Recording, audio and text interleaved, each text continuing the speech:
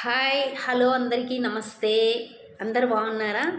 నేను ఛానల్ అయింది వీడియోలు చేయలేక కారణం ఏమనగా నేను కాస్త ఊర్లు వెళ్ళాల్సిన ప్రోగ్రామ్స్ చాలా ఉన్నాయి. అంతేకాక కాస్త హెల్త్ ప్రాబ్లం వల్ల నేను ఇలా వీడియోలు చేయలేకపోయాను. ఈరోజు అన్నీ సెట్ అయినాయి కాబట్టి ఈరోజు ఇలా లైవ్లోకి రావడం జరిగింది. బట్ వస్తూ ఒక సంఘటన చూశాను నేను. దాన్ని చూసి దాన్ని ఆలోచించి ఒక అవధావన చేసుకొని అది ఒక సాంగ్స్ రూపంలో రాసుకోవడం జరిగింది. అది మీ ముందు తీసుకురావాలని చాలా ఆశ. ఎందుకంటే నేను చాలా సాంగ్స్ పాడాను. అది పవన్ కళ్యాణ్ అన్న గారి పైన కావచ్చు, జనసేన పార్టీ పైన కావచ్చు, చాలా సాంగ్స్ పాడాను. బట్ ఇది మాత్రం లవ్ ఫెయిలియర్ సాంగ్స్. ఎందుకంటే నాకు అల్ల ముందు జరిగిన సంఘటనని నేను ఊహించుకొని అలా ఉంటుందా, ఇలా ఉంటుందా, లవ్ ఫెయిలియర్ అయిన వాళ్ళ బాధ అలా ఉంటుందా అన్న ఒక ఆలోచనతో ఈ సాంగ్స్ రాసుకోవడం జరిగింది. బట్ ఈ పాట విన్న తర్వాత మీకు ఇది నచ్చిందా, నచ్చలేదా, అంటే లవ్ ఫెయిలియర్ అయిన వాళ్ళు ఒక సంఘటన బాధ ఎలా ఉంటుందో అన్నది ఈ సాంగ్స్లో అర్థమయ్యే విధంగా నేను సమకూర్చానని నేను అనుకుంటున్నాను.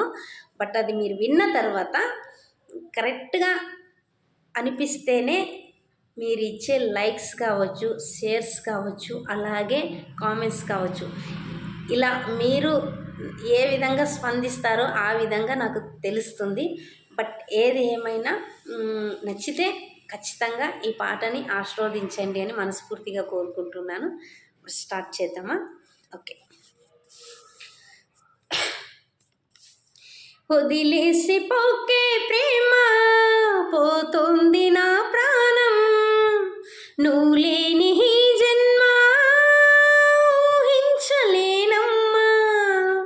వదిలేసి పోకే ప్రేమ, పోతుంది నా ప్రాణం, నువ్వు లేని ఈ జన్మ ఊహించలేనమ్మా.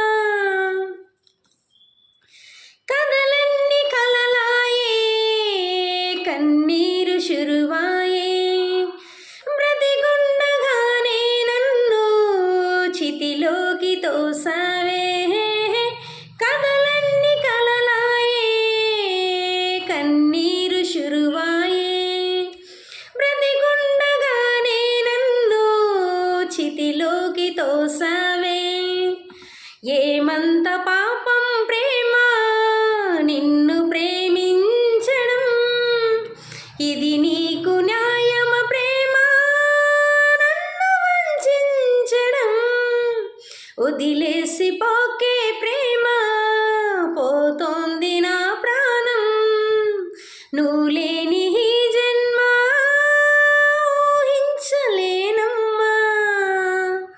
ఇది ఈ సాంగ్స్. కానీ ఇందులో విశేషం ఏంటంటే ఆ అమ్మాయి పేరు కూడా ప్రేమనే, అందువల్ల ఈ పాట చాలా ఈజీగా రావడం జరిగింది. బట్ ఏదేమైనా నచ్చితే మాత్రం ఖచ్చితంగా సపోర్ట్ చేయండి ఫ్రెండ్స్. ఎందుకంటే